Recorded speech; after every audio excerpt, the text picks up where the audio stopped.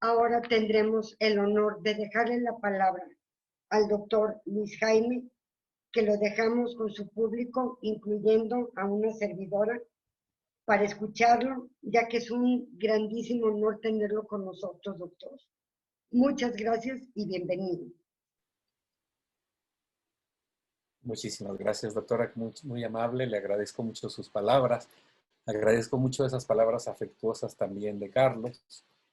Yo debo decir que me siento muy cercano de la Universidad de Aguascalientes y del Centro de las Artes, porque en el pasado he tenido muy gratas experiencias, un trabajo muy interesante en distintos momentos y pues es muy satisfactorio para mí también ver cómo las opciones de desarrollo artístico han ido creciendo hasta convertirse en uno de los centros muy importantes del país. Así que pues con ese afecto y con esa admiración, debo decir que es un gran honor participar en esta cátedra, que además ha sido ocupada por muy brillantes, importantes maestros, algunos de ellos maestros míos, y grandes artistas de México.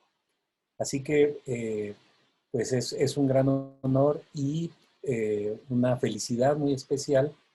Yo diré que no opacada por el no poder estar físicamente allá, porque aunque eso se lamenta siempre, el contacto personal tiene algo que es insustituible. También esta posibilidad digital también tiene sus encantos y sus recursos apropiados y divertidos. Así que, bueno, pues sin más daré inicio a una charla.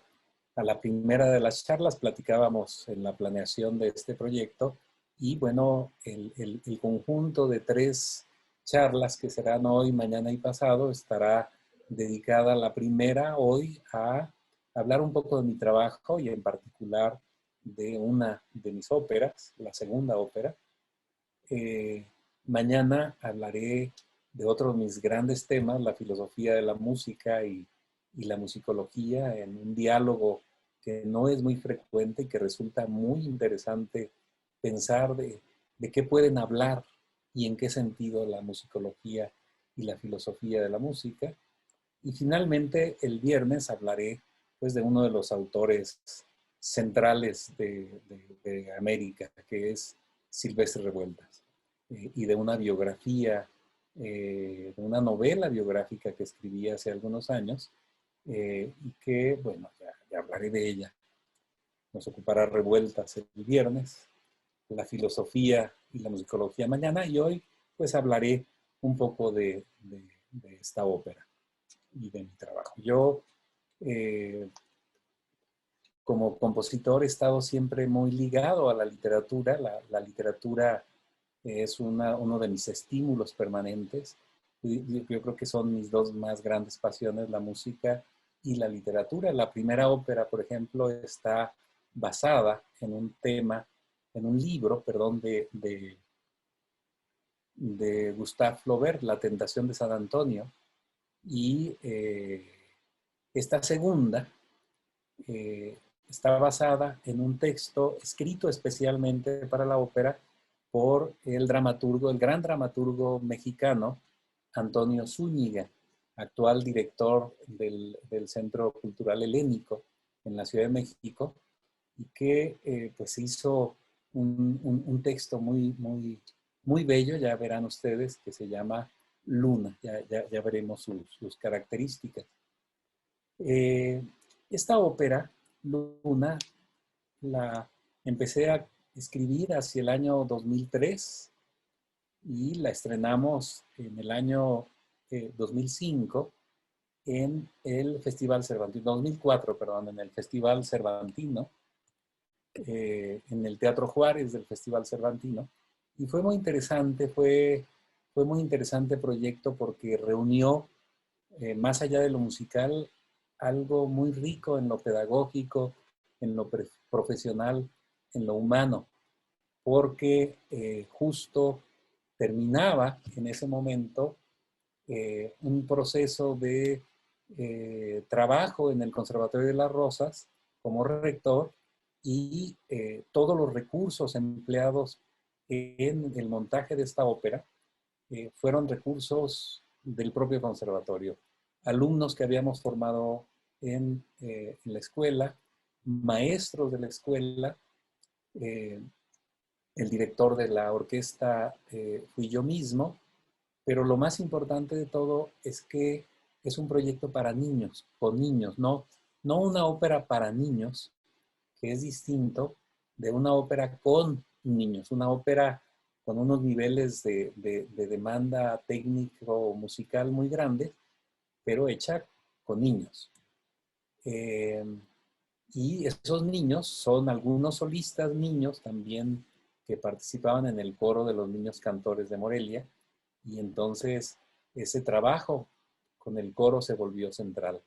Y fue pensando en el coro, dirigido por el maestro Hernán Cortés, con quien hicimos un trabajo realmente apasionante.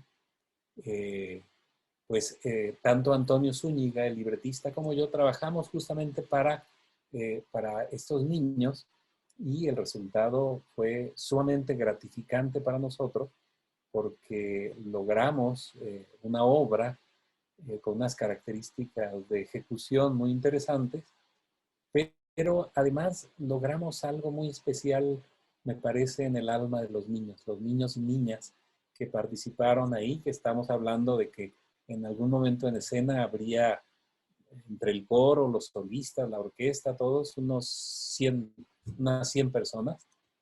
Eh, bueno, fue una gran experiencia para quienes participamos ahí.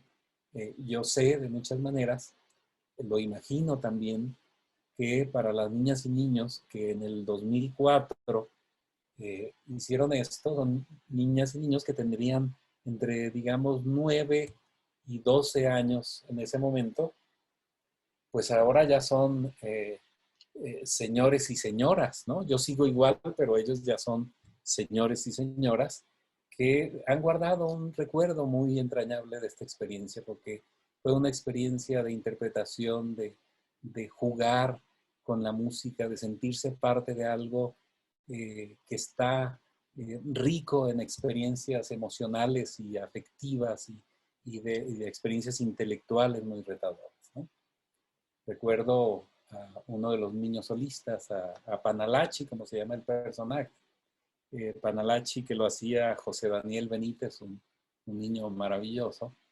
De pronto ya estábamos casi en el estreno y me ve y de pronto se da cuenta que detrás de mí va a estar el público y queda aterrado por esa posibilidad, y durante unos días tuvimos casi que contratar un psicólogo para ayudarnos a quitarle el terror de haber visto al público que todavía no veía, y al final, bueno, empezaron los nervios con los niños y las niñas, y pues el estreno en el Teatro Juárez, ni más ni menos en el centenario del Teatro Juárez, era un reto muy grande, y pues todos pensábamos que había que tener paciencia con las niñas y con los niños, y al final fue al revés. Fueron ellos quienes tuvieron paciencia con todos los demás y fueron los únicos que no se equivocaron en nada. Pero bueno, les voy a platicar de qué se trata esta ópera. Es una ópera que, debo decir, es un drama porque trata de la muerte de una niña. Es una leyenda rarámuri. Voy a permitirme compartir la pantalla para poder ver algo de el libreto.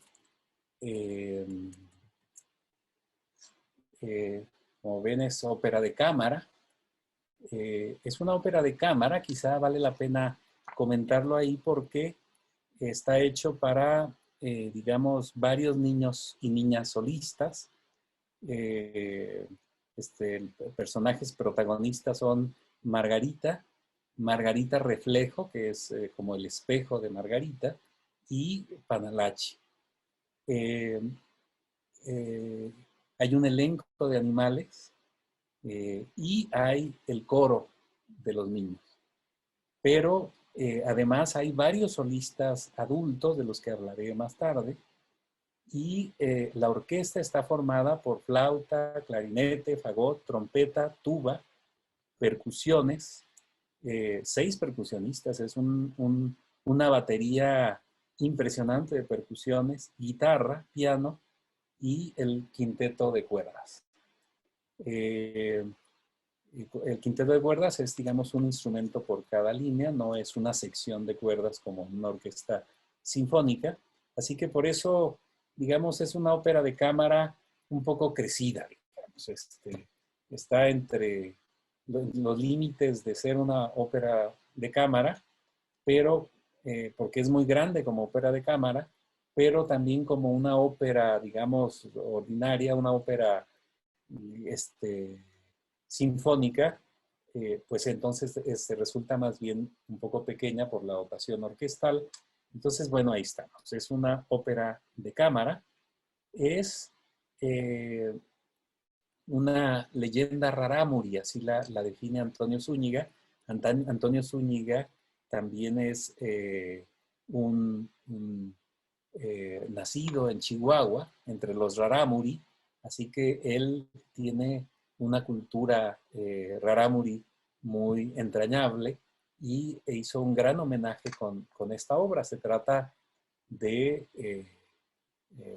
básicamente la historia de 2 niños, Margarita y Panalachi, y la voy a describir rápidamente porque no podemos oír la ópera completa porque dura aproximadamente 1 hora y media, una cosa así, poquito menos.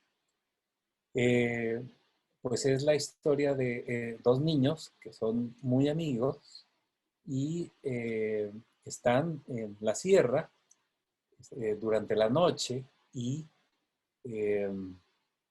Margarita, que es una niña muy llena de ideas, empieza a estar fascinada con la posibilidad de caminar por el rayo de luz que dibuja la luna nocturna en el lago. Entonces, eh, le parece que si camina por ese rayo de luz que está en el lago, puede caminar hasta llegar a la luna. Y Panalachi le dice que no, que eso es una cosa absurda, que corre peligro, que eso no se puede hacer. Y sin embargo, lo hace Margarita, en contra de la voluntad de Panalachi. Ese es, digamos, el primer momento de la ópera. Y evidentemente al caminar Margarita por ese rayo de luz, pues se pierde, ¿no? En la tercera escena está dividida la ópera en 3 escenas, un solo acto en 3 escenas. En la tercera escena vemos que han pasado 30 días y Margarita no regresa de la luna y Panalachi decide pues buscarla porque pues debe de haber tenido razón y debe estar en la luna, ¿no? Y entonces recurre a varios personajes, entre ellos una abuela hechicera, con la que trata de ir a la luna por Margarita. Y realizan una serie de actos donde está de por medio un gigante que trata de alcanzar la luna, Panalachi insistente en tratar de encontrar a Margarita, hasta que finalmente pues debe enfrentarse Panalachi al final de la ópera a la realidad terrible de la muerte. Es al final un drama. Uno no pensaría en una ópera para niños como un drama, pero fue muy interesante ver cómo dialogaban las niñas y niños con este tema, cómo lo entendían, cómo lo pues hacían propio y resultó muy, muy interesante.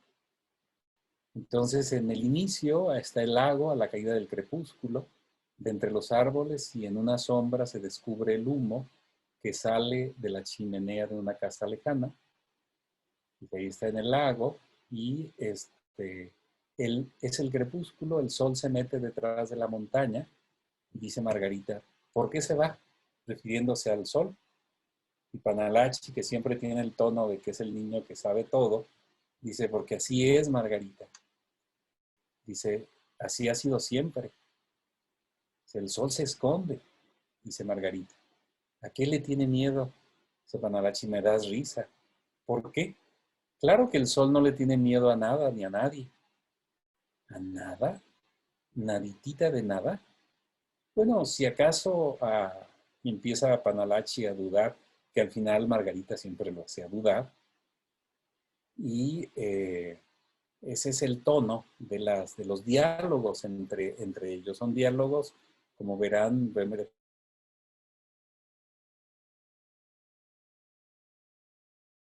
los dos niños que están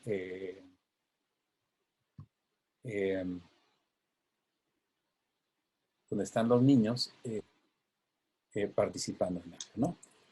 Voy a mostrarles un poco de la partitura, más bien antes de la partitura, algunas imágenes del montaje. El montaje estuvo eh, también como algo sumamente interesante y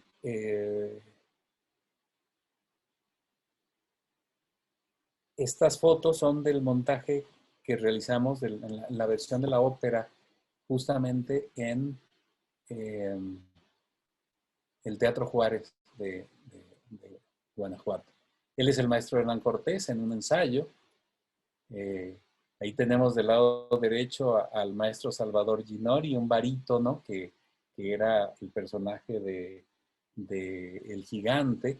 Y tenemos del lado izquierdo a uno de las golondrinas y a Margarita, que es la niña más alta. Ahí tenemos a ellos dos. Es Margarita con unas golondrinas. Ella es la Luna, una soprano, Mónica Ruiz.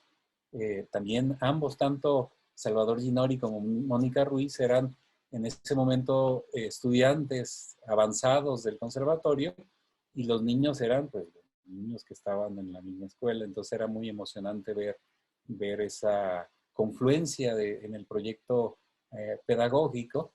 Además era muy interesante ver porque, como verán, es una ópera escrita con muchos microintervalos. Hay el entrenamiento auditivo que requiere muy grande. Y al principio todos pensábamos que iba a ser un reto casi insalvable para las niñas y niños, pero porque los adultos cantantes ya tenían su solfeo muy asimilado, todo resuelto, pero debo decir que en algún momento fue muy divertido porque eran los niños los que, digamos, por decirlo así, le soplaban su parte microinterválica a los cantantes adultos. Era muy divertido cómo los niños se podían aprender su parte y las partes de los demás y estaban cantándolas a todas horas para que no se les olvidara a los demás, ¿no? Ahí esta es una de las primeras escenas de la ópera, al fondo Panalachi y Margarita al frente. Esta es muy linda toma porque es la aparición en la segunda escena de la Luna, justamente como personaje. La Luna es una soprano y bueno, ese era un recurso con juegos de luces y recursos de los magias teatrales muy interesante. La tuba, que es un personaje también, ahí está el gigante con Panalachi. Esa es una toma desde más lejos de cómo se veía en la escena, en la oscuridad casi completa, el personaje de la Luna, ¿no? Cantando su parte en distintos momentos. Margarita.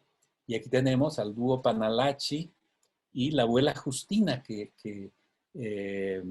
la abuela Justina fue interpretada por otra estudiante del conservatorio en ese momento, próxima a graduarse, que es Lesbia Domínguez, que también hizo un papel fantástico como Yagra, ¿no? esta es otra de las tomas. Ahí están Panalachi y Margarita, ¿no? Y bueno, es una ópera. Aquí está la primera página de la partitura. Una ópera dedicada a los niños cantores de Morelia, a Hernán Cortés, su director, y que el trabajo vocal que hicimos juntos fue fundamental pues para poder entender todo el potencial de la obra, de todo el potencial de los niños cantando música compleja.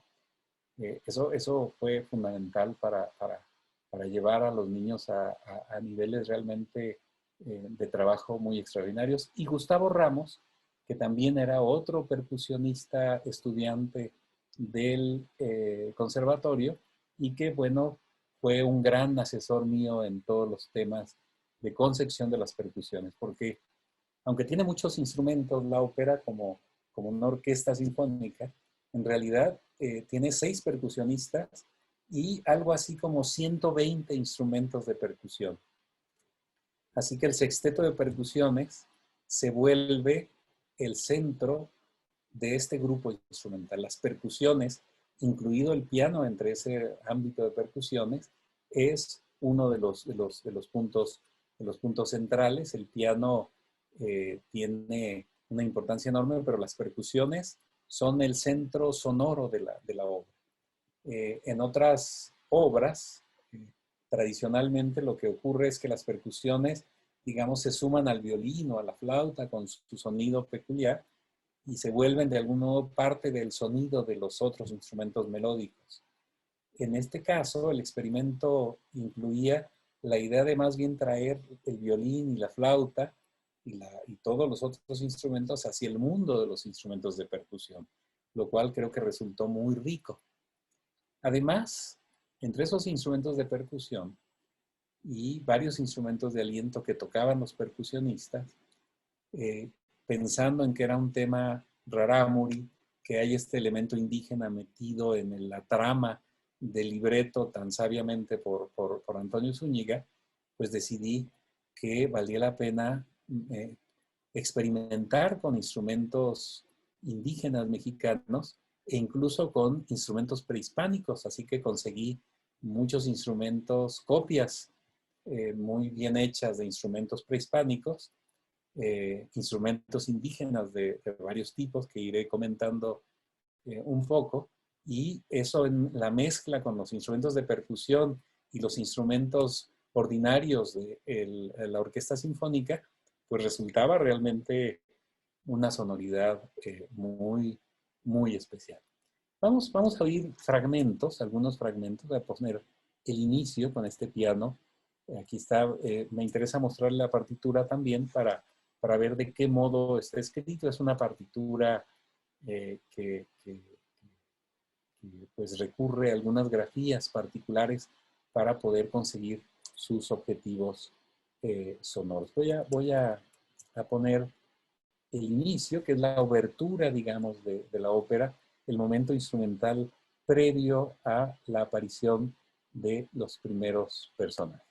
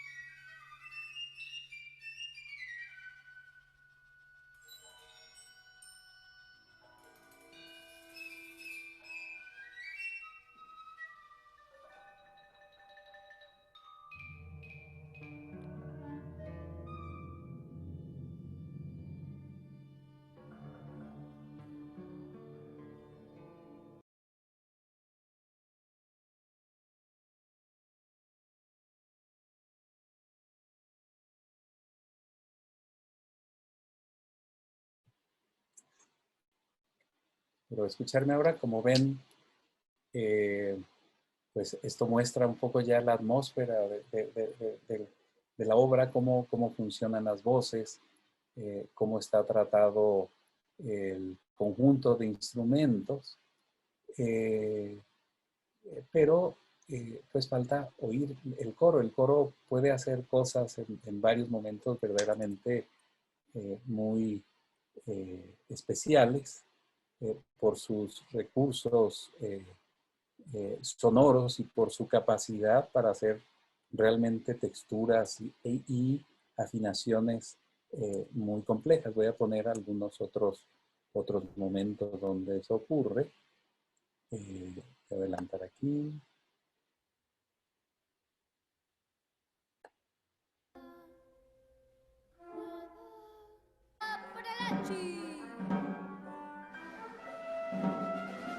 El que pone la piedra donde pone el ojo.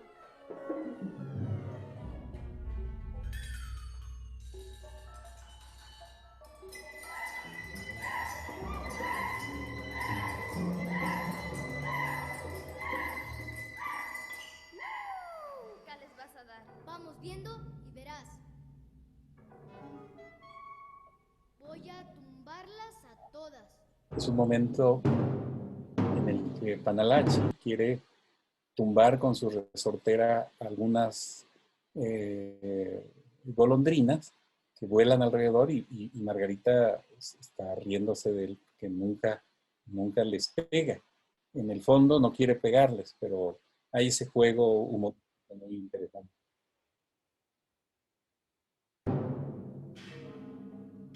¿Las vas a tirar? Pero de risa. Eso vamos a ver.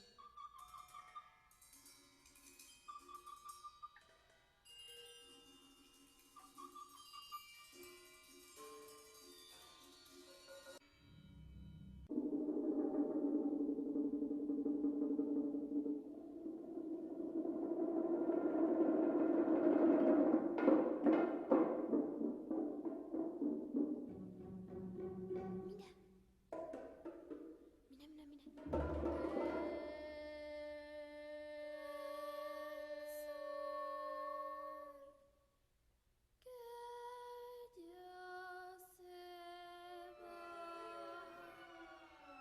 Adiós, solecito.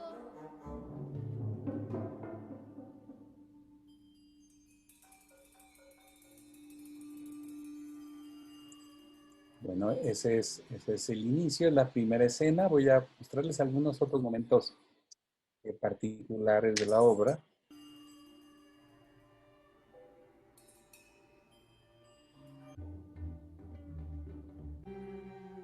Como ven, el trabajo vocal está basado en microintervalos muy complejos que interactúan con microintervalos de los instrumentos y los niños lo pueden hacer con una facilidad extraordinaria.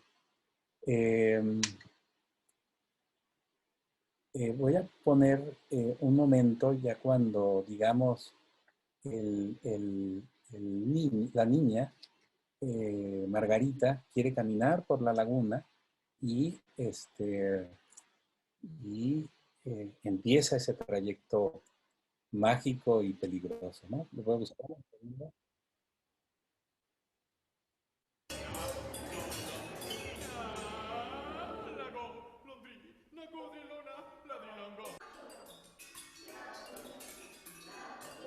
Perdón, aquí un poco antes de ese momento, cuando aparece el sol jugando con las golondrinas justamente y anunciando que ya se va.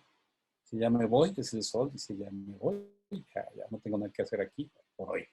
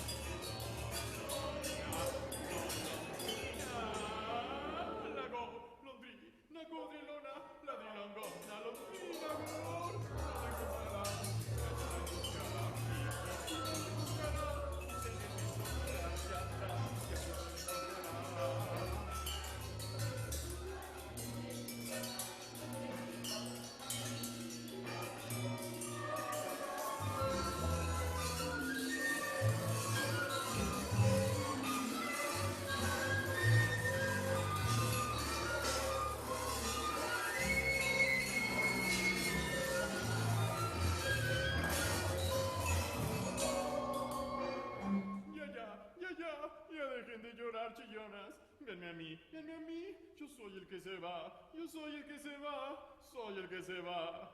Yo soy el que se va y tengo a mi corazón en paz, chillonas.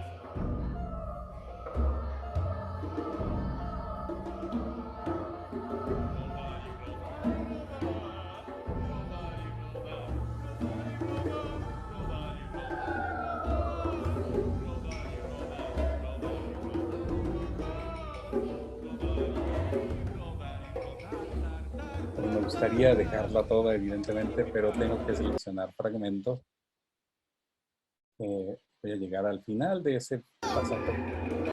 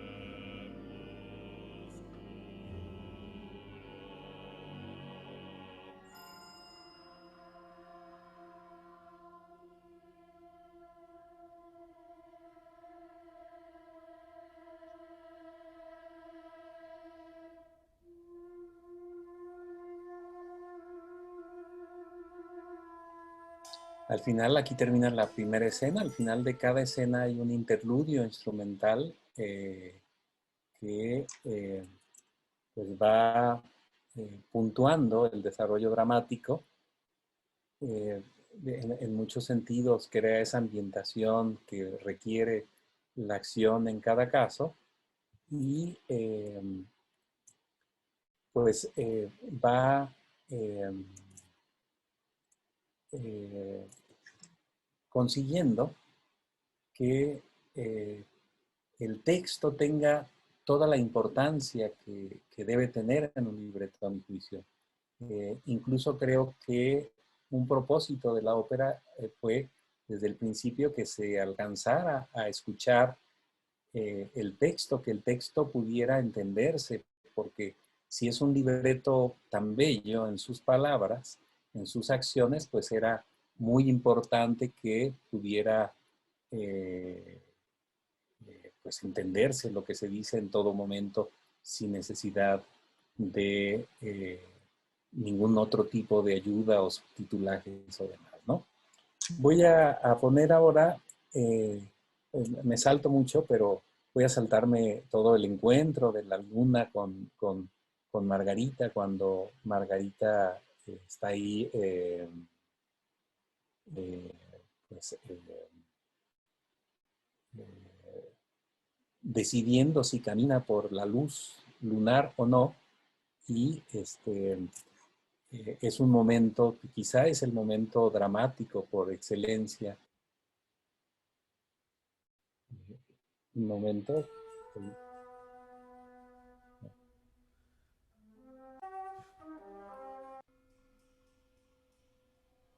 Ya no te sigas acercando. Regresa. Fíjense aquí, es muy interesante ver lo que logra el coro, lo que logran los niños cantando como respuesta a esta solicitud de Panalache.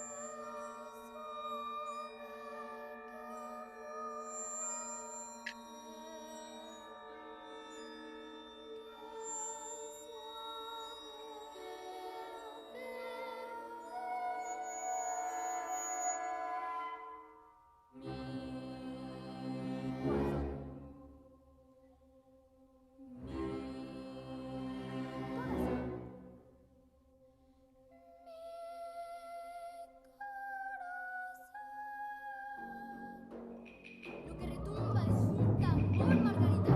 Hazme caso. Hazme caso. Hazme caso. Es mala suerte quedarse viendo con cara de babosa a la luna llena.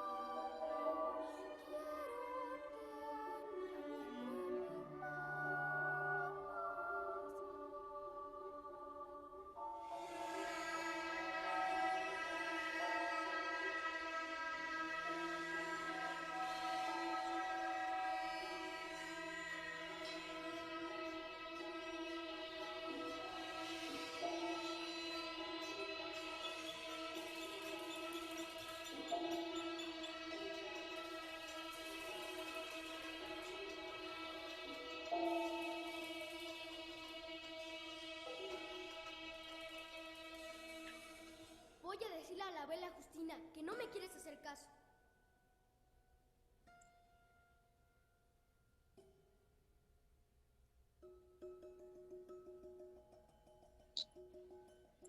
Y después de ese preámbulo, digamos, viene el momento en el que decide, después de tantas tribulaciones, empezar a caminar. Y aquí, pues, espero que esté recreado el momento dramático, mágico, y recurría a varias cosas que me gustaría comentar. Una de ellas es que utilicé aquí, mezclado con la flauta y con el clarinete, un conjunto de 6 flautas prehispánicas de agua, que son unas flautas que seguramente han visto que tienen unas caritas lloronas, y son lloronas porque se llenan de agua de un lado, se desplaza el sonido hacia el otro y producen un sonido por efecto del movimiento del agua, pero además los ojos que tiene la carita lloran al llegar el agua del otro lado a alimentarlos. Así que se escucha como un lamento y la carita llora. Y usé este recurso junto con varios otros timbres que mezclan, digamos, la sonoridad de los instrumentos prehispánicos e indígenas con los instrumentos ordinarios de la orquesta. Este es ese momento en que Margarita empieza a caminar por la luz de la luna en el lago.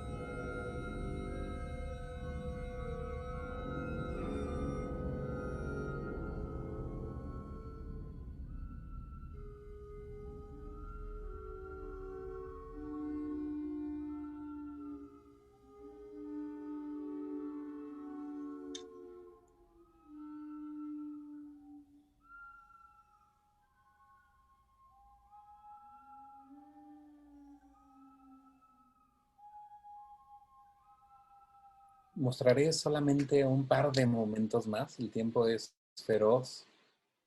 Eh, Uno es cuando aparece la abuela Justina, que digamos es la otra atmósfera, la atmósfera no lunar, sino la atmósfera solar, por decirlo así, que representa la abuela Justina y que tiene unos diálogos divertidísimos todo el tiempo con Panalachi, que se vuelve cómplice de Panalachi para buscar a Margarita y pues resulta muy divertido. Escuchen ustedes.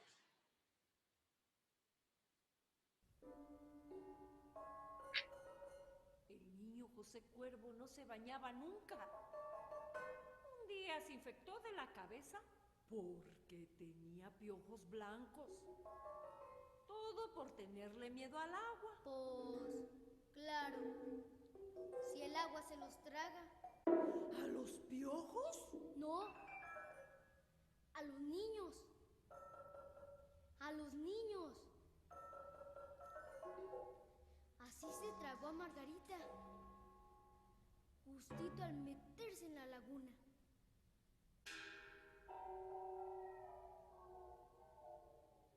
Hoy volverá la luna llena con Margarita dentro. Eres un lengua larga. Va a hacérsete la boca de rochique. Prefiero la lengua de lagartija a perderme en el agua por bañarme. Como le pasó a Margarita, yo mejor no me baño, no. A los que no se bañan se les ponen los pelos de alambre de púas como a ti. No es cierto. Los tengo duros de tanto jalón que tú me das. ¿De tantos piojos qué? Son ellos los que te ponen los pelos como cola de burro. No me eches a mí la culpa. ¡Ay! ¡Justina! ¡Me vas a sacar sangre! Más te vas a sacar tú mismo si sigues con esa santa rascadera. Es que ya no aguanto. Desde que se fue Margarita, la comezón me pica más a cada rato. ¿Sabes? Se me hace que es por eso que tengo tantos piojos. Por lo caliente que se me pone en la cabeza cuando pienso.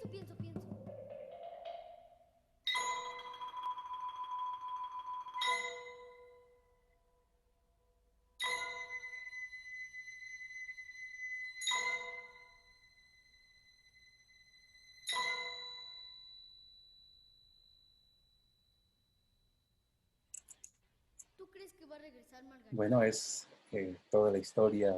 ¿Tú crees que va a regresar Margarita? Empieza la duda de Panalachi y es que empieza esa búsqueda pues mágica por muchos lugares. Ocurre que en un acercamiento gracias al gigante se asoma a la luna Panalachi solo para ver que Margarita tiene un reflejo, que es otra Margarita, y que entre las dos tratan de decirle que tiene que entender que ya no va a regresar Margarita. Y bueno, me gustaría detenerme mucho más en muchos momentos, pero el tiempo, como dije, es tremendo. Entonces solamente voy a poner el epílogo, ¿no? Hay muchos momentos de la ópera donde luce el coro, donde lucen las distintas voces. La voz de Panalachi, este niño fantástico, estuvo hecha por José Daniel Benítez. La voz de Margarita por Elda María Cortés, fantástica, cómo desarrolló el papel y la capacidad de ambos para hacer los microintervalos con una exactitud milimétrica y con una expresividad y una propiedad impresionante. Y Margarita Reflejo era hecha por Evelyn Tortajada. Voy a poner el final solamente y en otra ocasión podremos oír completa la ópera. Ese final que me interesa porque es pues una marcha fúnebre, pero una marcha fúnebre también digamos, imbuida de este espacio sonoro, ritual y acústico del mundo indígena. Incluso fui a oír muchas marchas fúnebres que resultaban pues muy impresionantes en su conceptualización sonora. Y aprendí mucho de lo que escuché y lo traje a la ópera. Y usé algunos otros recursos que fueron también muy efectivos, así como las flautas de agua aztecas. Usé en el caso de esta marcha fúnebre la mezcla de poner un caracol tocando al mismo tiempo con una trompeta y con la tuba y con el clarinete. Entonces, al formar eso, sin que tuviera, digamos, una precisión diatónica o cromática el caracol, sino al ser del universo microinterválico, se creaban timbres y choques acústicos fantásticos en el conjunto de los instrumentos y el resultado pues me pareció realmente muy atractivo. Voy a terminar con este final, la marcha fúnebre. Aquí.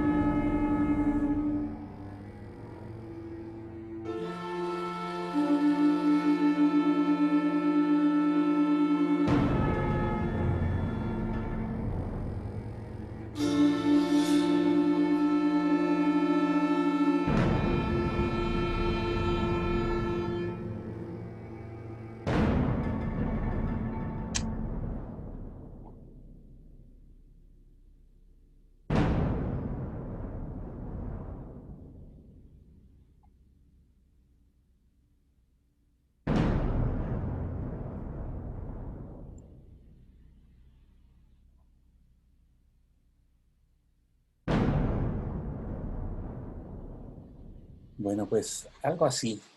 Es un fragmento de esta ópera y pues la orquesta estuvo formada por un grupo de músicos maravillosos, organizados con el nombre de La Sinfonieta. Pudimos hacer muchísimos conciertos de música del siglo XX con esta orquesta, con músicos realmente sumamente brillantes, que todos están haciendo carreras fantásticas en el mundo de la música. Bueno, pues sin más, lo que me gustaría es pensar si tuvieran preguntas, comentarios, observaciones. Me gustaría mucho pues dialogar con ustedes, pensar en tratar de responder a sus comentarios y a sus observaciones sobre esto que acabo de mostrarles en un pequeño, mínimo fragmento. Muchas gracias y pensaría si alguien tiene algún comentario o alguna pregunta. Sí, solo comentar que bueno, pueden ahí, creo que tienen habilitada la opción para levantar la mano si alguien quiere hacer alguna pregunta o comentario, como decía el doctor, observación también, y les habilitaremos su micrófono.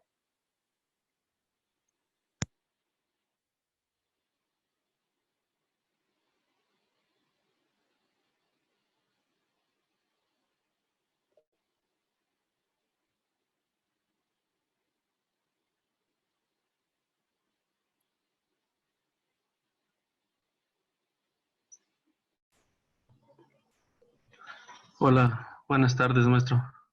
¿Qué tal? Buenas tardes.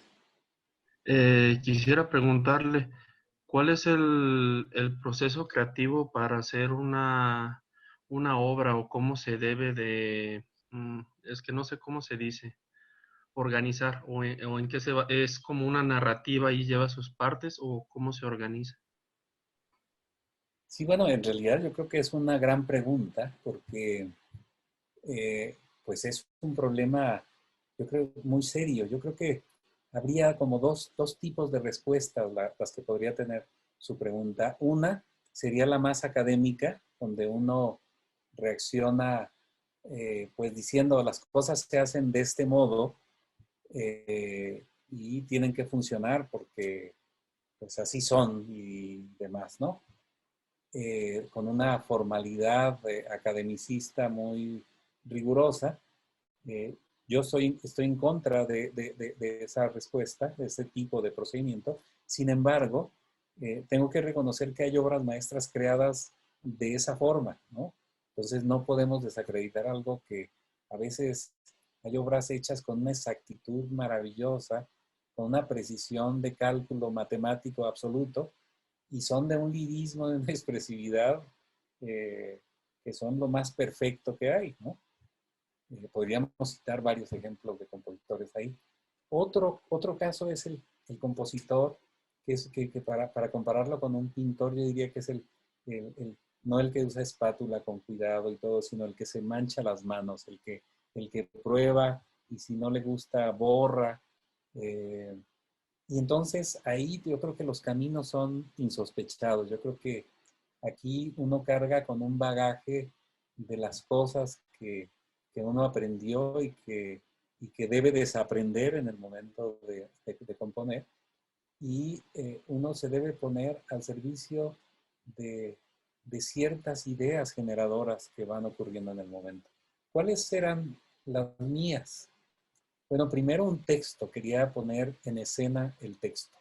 Quería poner en escena unas palabras que funcionaban de una manera fantástica.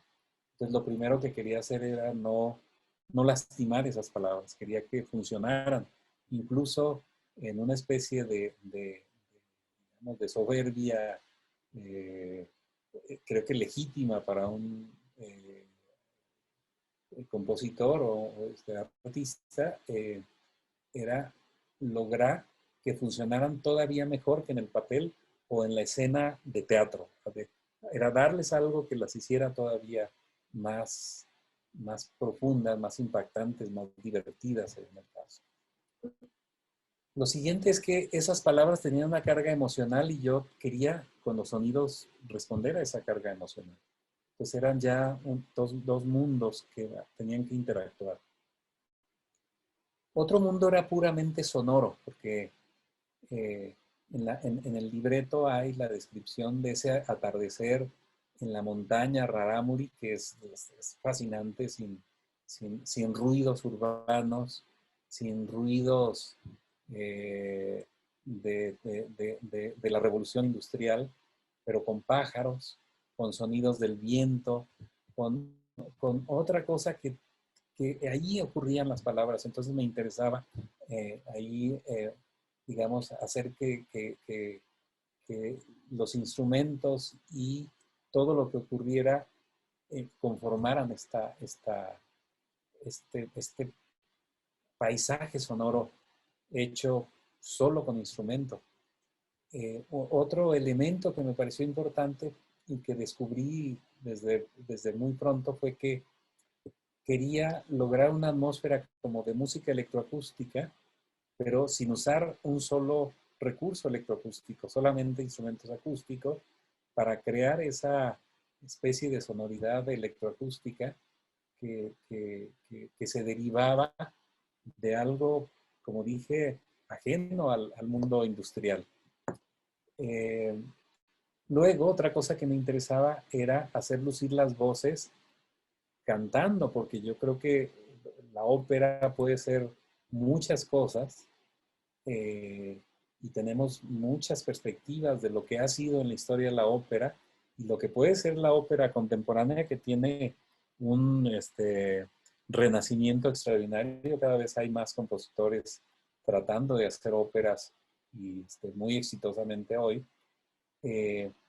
Al margen de lo que uno crea que es la ópera, yo creo que un elemento mínimo indispensable es pensar que es una especie de teatralidad de la voz, ¿no?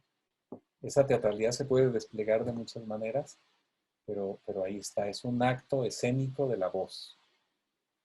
Y entonces todo esto mezclado, pues trata uno de ponerlo junto, de crear lo que sigue y usar los recursos que uno va encontrando en el camino. Por ejemplo, el piano es piano preparado. Se usan muchos armónicos adentro del arpa, entonces el piano es muy importante, pero convertido en un instrumento de percusión realmente. Pues los instrumentos de percusión me dieron mucho y también los instrumentos prehispánicos. Quizá una cosa que no hice y en algún punto me arrepentí un poco fue contar los instrumentos que iba agregando a la partitura, y cuando había que llevarlos al teatro, pues requeríamos un tráiler, ¿no? Pero bueno, creo que es por ahí. Creo que no hay una respuesta única. Yo creo que eso lo va encontrando cada quien. Y creo que a veces el academicismo nos hace olvidarnos de eso, que uno finalmente quiere escribir o escribe la música que quiere escribir. Creo que eso no se nos debe olvidar. Y a veces en el academicismo de las vanguardias o de las tradiciones más conservadoras, lo que pasa es que uno a veces escribe lo que cree bien, lo que cree que está bien escribir. Y creo que eso sería lo que habría que evitar, a mi juicio. Habría que buscar, encontrar lo que uno quiere escuchar al final, ¿no? Y tratar de escribirlo. Creo que eso sería un resumen.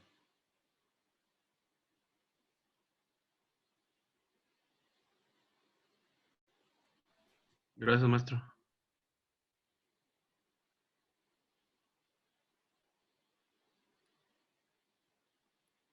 Si hay algún otro comentario, si no, mientras tanto leo un comentario de Analisa Topete que dice: una obra en que la literatura se hizo música. Muchas gracias. Y en efecto es muy para mí, porque justo es uno de los objetivos, hacer que la literatura esté como parte de la música, ¿no? Fíjense que hay un territorio para la música contemporánea sumamente interesante, porque la poesía lírica era en muchos sentidos una poesía sonora, una poesía melódica. Los poetas recitaban sus poemas, o mejor aún, los cantaban, ¿no? En muchos momentos, si uno recuerda a los trovadores del siglo XII, o si uno va hasta Grecia, hasta la Ilíada, bueno, la poesía era algo sonoro. A veces no sabemos exactamente de qué modo, pero era algo fundamentalmente sonoro. En el siglo XIX, bueno, los ímpetus declamatorios fueron casi diría excesivos, pero ponían énfasis, tenían la virtud de poner énfasis en lo sonoro de los poemas. Pero en el siglo XX empezó a verse muy bien que los grandes poetas no dijeran sus versos, que los grandes poetas escribieran la música de sus versos, pero que se quedaba en el papel. Y podemos pensar ahí en Eliot, en Pound, podemos pensar en los nuestros, en el propio López Velarde, en fin. Y nos acostumbramos a prescindir de algún modo de lo musical del poema. Y, sin embargo, un gran elogio que se puede hacer siempre de un poeta es: tiene buen oído ese poeta. Y sin embargo, nos cuesta trabajo ver en qué consiste ese oído que tiene el poeta, y consiste en que su música, esa música que está escrita en sus palabras, de algún modo misterioso funciona muy bien. Sin embargo, al final del siglo XX, ese espacio que abandonaron los poetas, empezamos a ocuparlo los músicos, y hoy, junto con el mundo del arte sonoro, hay esta idea de la poesía sonora, donde uno busca desde el otro punto llegar a lo sonoro de la poesía por otro camino y creo que ahí hay un territorio fantástico.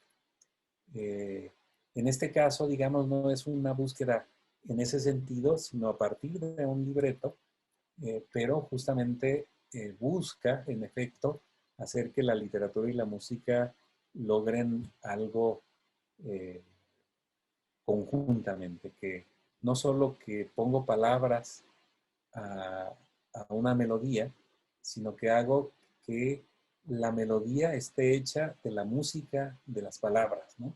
Ese sería el objetivo y bueno, hay grandísimos modelos desde el siglo XVI con la ópera, la primera ópera de Monteverdi, el Orfeo, la primera ópera de la historia, que es de Monteverdi, el Orfeo, bueno, con algunos antecedentes notables. Hasta nuestros días hay muchos ejemplos para esto, pero creo que esta idea de ir a la literatura desde la música por nuevos caminos es algo de una vigencia pasmosa. Muchas gracias por el comentario.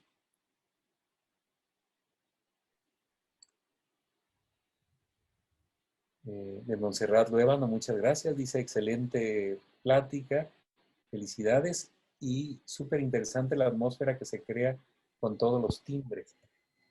Sí, fíjense que hay una cosa que fue muy interesante y es que estaba buscando constantemente timbres en los instrumentos de percusión, en los violines, en las flautas, y las niñas y los niños se hicieron sensibles a esa búsqueda, y una de las cosas que fue muy, muy bonita en los meses que pasamos montándola es que los niños y niñas llegaban a comentarme, como preámbulo de cada ensayo, el conjunto de sonidos que habían encontrado como cosa nueva.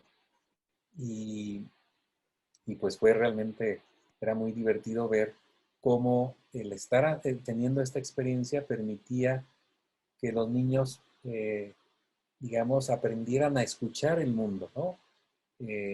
Convertir lo sonoro en una de las dimensiones de la experiencia del ser, no solo lo visual, somos fundamentalmente visuales y usamos otros sentidos, pero de pronto descubrir lo sonoro del mundo como un hecho fundamental resultó pues muy, muy atractivo, muy, muy interesante, ¿no? Dice que Jimena Gallegos tiene una pregunta, así escuchamos con mucho gusto. Gracias. Buenas noches, maestro. Buenas noches. Antes que nada, muchas gracias por su conferencia, me gustó mucho. Y también, bueno, comentar que en la parte, bueno, en el fragmento que nos presentó de la marcha fúnebre y cuando inicia su camino esta Margarita, me impactó. Son sonidos que realmente te envuelven y crean, bueno, en lo personal creo en esa atmósfera y me imaginé realmente, o sea, como ese camino de la niña y esa marcha que llevan, o sea, sí realmente me hizo imaginar y crear en mi mente esa imagen de la marcha, de su camino. Creo que realmente logran su objetivo en la obra. Y también tengo otra duda que iba más o menos en el comentario que ahorita hizo respecto a los niños descubriendo nuevas cosas en la obra. Mi pregunta va, ¿cómo fue para usted o qué tanto cambió su técnica para trabajar con niños? O sea, si realmente tuvo que recurrir a otros recursos pedagógicos para tratar con niños, porque definitivamente no es lo mismo trabajar con jóvenes o adultos a ya estar con niños. Por ejemplo, mi mamá es maestra específicamente de niños de preescolar, mi hermana también lo fue, y sé que ellas cambian por completo incluso hasta su carácter para poder enseñarles a los niños, ya sea matemáticas, español, inglés, etcétera. Pero usted sí realmente recurrió y cuáles fueron esos recursos para poder llegar a los niños, porque también puede que se distraigan muy fácilmente. Sí, fíjese que yo creo que fue una experiencia fundamental para mí porque he estado ligado yo a muchos aspectos de la música desde la investigación en el CENIDIM, la educación en el conservatorio, la interpretación, yo como pianista y como director, y por supuesto el acto central de la composición. Entonces he estado ligado a la música en muchos sentidos, pero entre las cosas que me han interesado mucho siempre es no solo la educación en abstracto, sino el trabajo específico con niños. Y pude constatar con esta experiencia, y después de ella me parece que el trabajo educativo que he podido emprender en muchos lugares, entre ellos actualmente en el Mozarteum de Morelia, que tiene kinder y primaria, muchas cosas. La primera de ellas es la siguiente, podría, digamos, ejemplificarla de la siguiente manera. Cuando uno piensa que uno va a hacer literatura para niños, yo diría que un gran porcentaje, iba a decir el 90%, no sé, a lo mejor es un poco menos, quizá un poco más, una gran cantidad de esa literatura es malísima porque subestima a los niños. Piensa que los niños son incapaces de aprender cosas, que no van a comprender, que no está hecho para su edad. Y cuando se escribe música se piensa igual, hombre, hay que hacer algo tonal porque los niños, pues son niños que van a poder hacer algo más difícil. Mi experiencia con el coro y con los recursos de los niños fue que al contrario, que si uno les da un reto que seguir, si entienden la dificultad de hacer un juego que representa un reto para sus habilidades, en ese momento uno ya cuenta con la solidaridad, digamos, con el apoyo del niño para seguir por ahí. Y eso fue lo que ocurrió, y que se traduce al final en algo que fue para mí un gran descubrimiento en algún momento de la vida, y es que para relacionarse bien con los niños y las niñas, lo importante es hablarles como personas, y es algo que hacemos muy poco. En el momento en que hablamos como personas, es decir, como seres iguales que nosotros, que no entienden muchas cosas, pero nosotros a cualquier edad tampoco entendemos muchas otras. Y nosotros entendemos cosas que los niños no pueden entender, pero también al revés. Entonces, a estar abierto a ese descubrimiento resulta fantástico. Es como ir a hacer un descubrimiento, hablar con un niño o con una niña, es ir a hacer un descubrimiento, si uno tiene oídos para oír realmente. Entonces, fue un intercambio muy interesante porque todo el grupo de solistas y el coro me dio muchas cosas. Aprendí el lenguaje de esta obra de ellos. No se me había ocurrido antes que podría ser, por ejemplo, una obra tan compleja. De hecho, debo decir que es una de mis obras más radicales en lenguaje, y fue precisamente la obra escrita para los niños, porque ellos me enseñaron por dónde podría transitar para hacer un trabajo con ellos. Hacía al inicio la distinción entre una ópera con niños a una ópera para niños, porque es ahí la diferencia. Son cómplices de perseguir un objetivo sonoro muy complejo y con una calidad vocal asombrosa. No sé, a través de estos recursos ahora de internet, qué tanto se pudo escuchar con mi transmisión, que la grabación debo decir que también es muy buena, pero la calidad de las voces de los solistas y del coro es realmente asombrosa. El trabajo habla también del director, el maestro Hernán Cortés, pero habla de una filosofía de relación con la música, de relación con lo sonoro, y por lo tanto de relación con uno mismo, que consiguieron todos los niños en este proyecto. Entonces, pues ahí es mucho lo que uno puede encontrar. Desde ahí me di cuenta que no tiene caso enseñar a los niños de maneras tradicionales. Hay que descubrir lo que piensan y dialogar con ellos como personas, y entonces uno encuentra muchas vías. Por ese camino, por ejemplo, he encontrado cómo es posible que niños de cuarto de primaria puedan volverse enamorados de Wagner. Y claro, si uno llega con los niños y dicen, miren, Wagner fue un compositor muy importante del siglo XIX, amigo de Nietzsche, que no sé cuántas cosas, pues ya uno los perdió.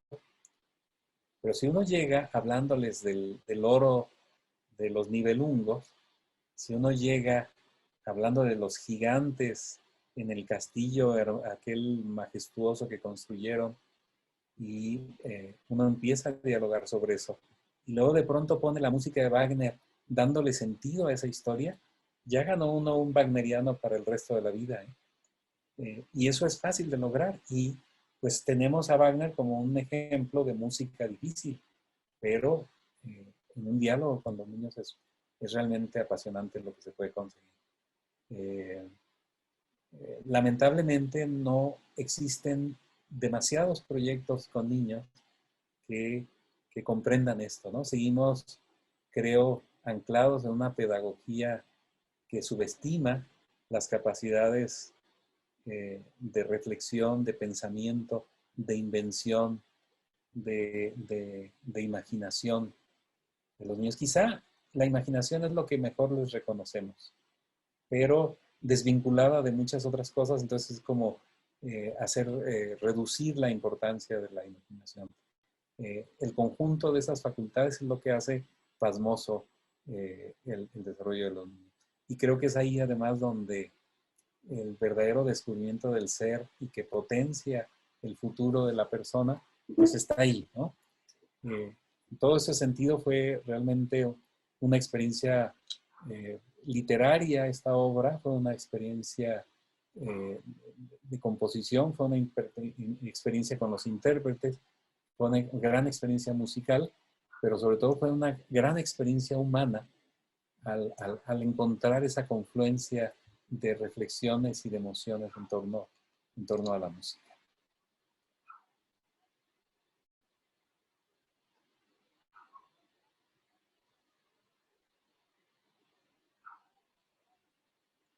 No sé si habría alguna otra observación. Sí, ¿qué tal, maestro? Soy Sergio Naranjo, creo que ya se activó la cámara. Pues yo, Sergio, ¿qué tal?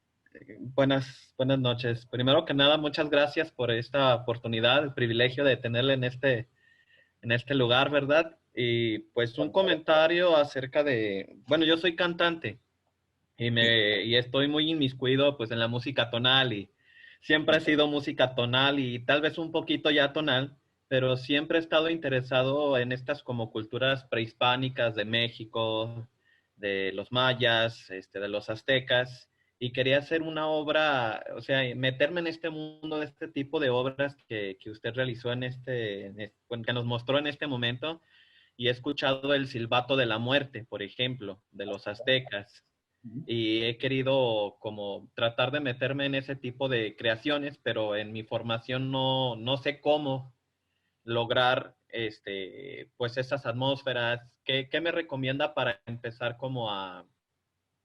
para poder meterme en este tipo de creaciones y decir esto sí funciona, esto no funciona? Otros instrumentos que suenan como a colibrís, y me encantaría también hacer como obra vocal, pero en maya o en lenguas pues originarias de nuestro México. Y ese sería el comentario y pues lo que quisiera compartir con usted, maestro. Muchas gracias, Sergio. Mire, su pregunta es muy interesante y de una respuesta muy difícil y compleja. Voy a intentar algunas ideas al respecto. Porque me parece que el contacto con las músicas tradicionales nuestras me parece fundamental como una vía de contacto con lo que somos. Sin embargo, a veces se convierte en una bandera demagógica que da resultados muy pobres musicalmente, ¿no? Por varias razones. Una de ellas es porque finalmente no sabemos cómo era la música azteca, no sabemos cómo era la música prehispánica en casi ningún sentido. Tenemos algunas ideas de cuál era su función social, su función religiosa, pero no sabemos mucho más. Hay quien dice, no, pero tenemos los instrumentos. Claro, imaginen ustedes a un marciano que llegara cuando ya desapareció la civilización y se encuentra un violín y dice, a ver, ¿qué se puede hacer con este instrumento? Yo sé que este era un instrumento de música. ¿Qué puedo hacer con él? Hombre, pues la música de Monteverdi, y la de Purcell, y la de Vivaldi, y la de Bach, pero también la de Wagner, y la de Stravinsky. Es decir, no hay modo de encontrar en el instrumento toda su música posible. De tal forma que me parece que en los instrumentos prehispánicos tampoco podemos dar por sentado nada, lo cual me parece una muy buena noticia, porque entonces nos deja como compositores en la posibilidad de imaginar qué hacer con esos recursos, y así como tomo un violín en mis manos para ver qué puedo hacer con ese gran instrumento de la tradición, pues yo pienso en alguna percusión, en algún instrumento de aliento, como una fuente sonora que me permite experimentar lo que yo quiero, sin pensar en que estoy haciendo música ligada a los ancestros y demás, porque uno puede caer en demagogias, me parece muy, muy fáciles. Una cosa muy interesante es también oír las músicas tradicionales, las músicas indígenas, con verdadera atención. A veces uno oye la música de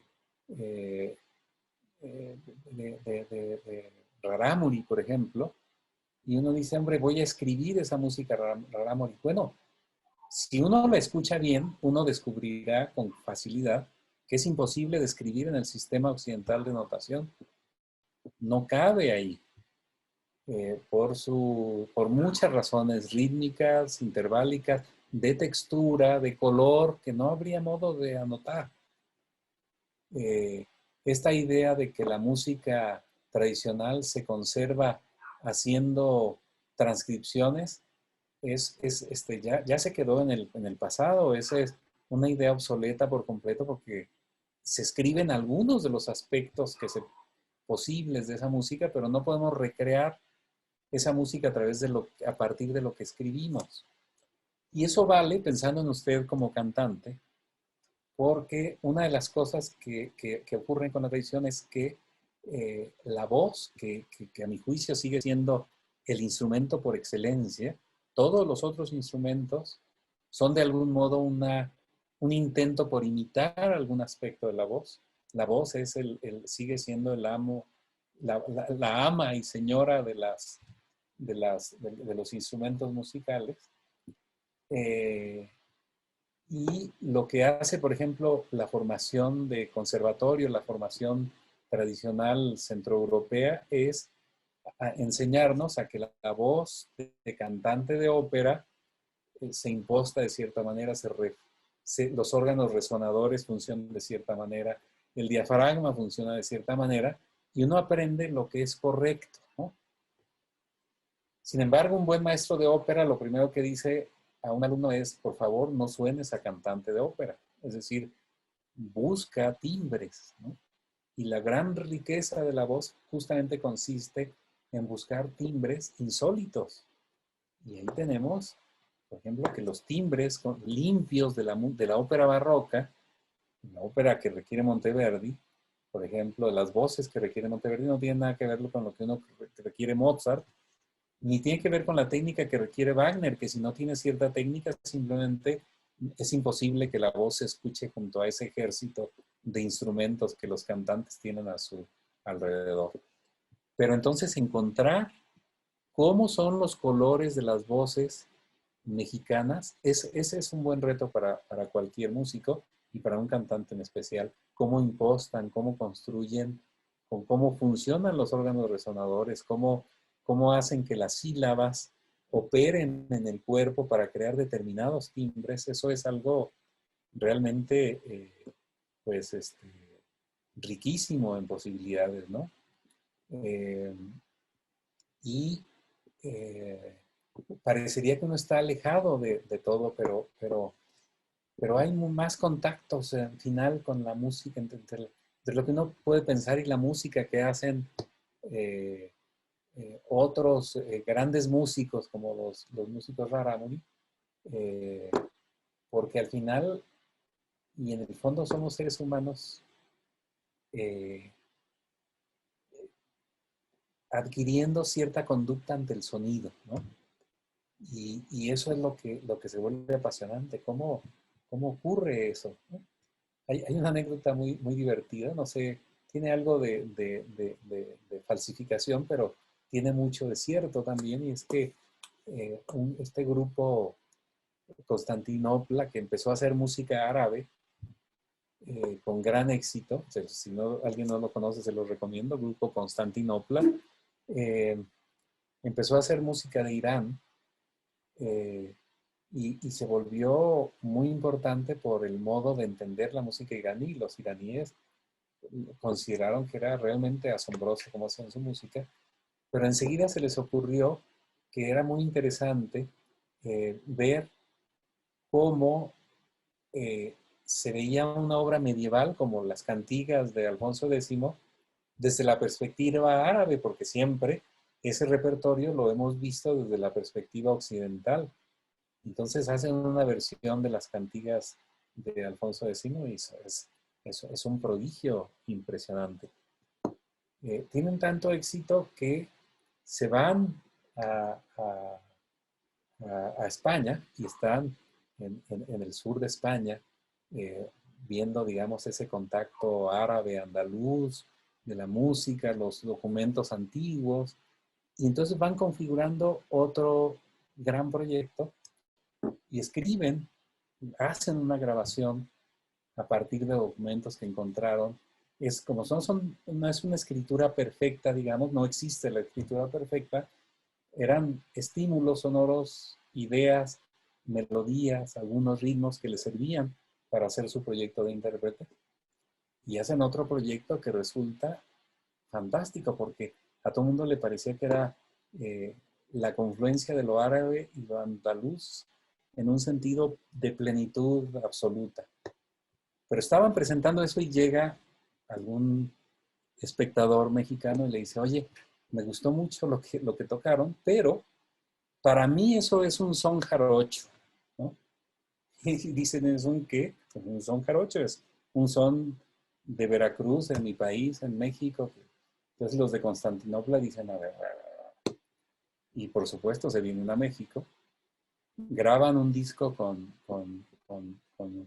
músicos veracruzanos maravillosos en esa confluencia, pero lo interesante del asunto es encontrar cómo hay un elemento barroco que viene de un pasado hispánico muy remoto que tiene que ver sin duda con el mundo árabe, que se traduce, que se lleva por vías específicas hasta un son jarocho.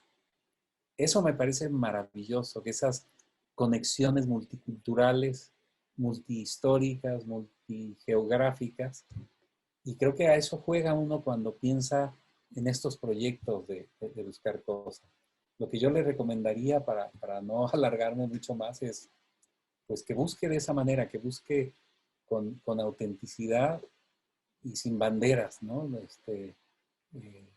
Sin otra vocación que la vocación más legítimamente sonora y musical, ¿no? Y creo que ahí encontrará muchas cosas y en las voces hay maravillas. Creo que hay muchas cosas que no hemos estudiado en México y una de ellas es la de